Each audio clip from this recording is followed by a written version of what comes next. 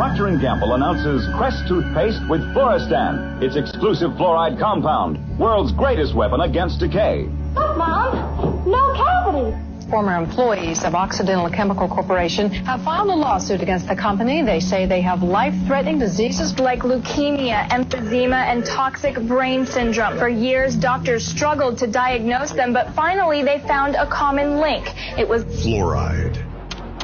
It's a byproduct that they can't do anything with. It's a poison, so they sell it. You allow industry to use your water supply to dispose of their hazardous waste. It was a scam from the get-go. It is a means of getting rid of fluoride. It's a disposal mechanism. It's bizarre. Fluoridation is the worst recycling practice in the world. So, you're Alcoa in the 1930s, a giant corporation that makes products out of aluminum. And honestly, you've created some pretty amazing things. Tea kettles, foil, airplane parts. But one thing that sucks about manufacturing aluminum is that it's a super messy process. Because, guess what? Raw aluminum doesn't come all perfect and soft and ready to be molded into a frying pan.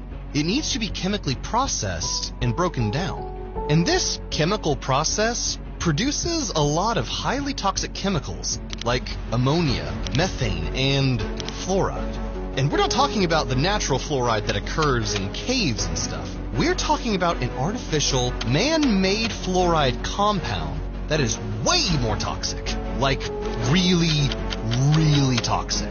Hydrofluorosilicic acid does not occur in nature. It's a man-made molecule. And it eats through concrete, glass, stainless steel, fiberglass, plastic.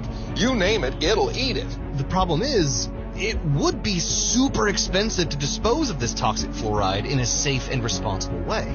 So, it's a 1930s factory owner to do. Why not pipe it into the air or dump it in the river?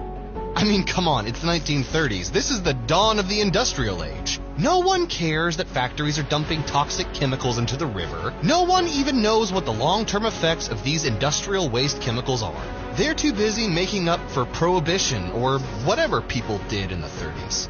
So, as the years went by, you continued to flood the rivers with this fluoride waste. And everything was going fine and dandy for decades. Until things started to go south.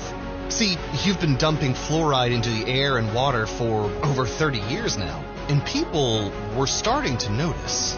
Alcoa factory workers were showing symptoms of poisoning from the fluoride gases. Cows from nearby farms were getting really weak. They couldn't even stand on their own anymore.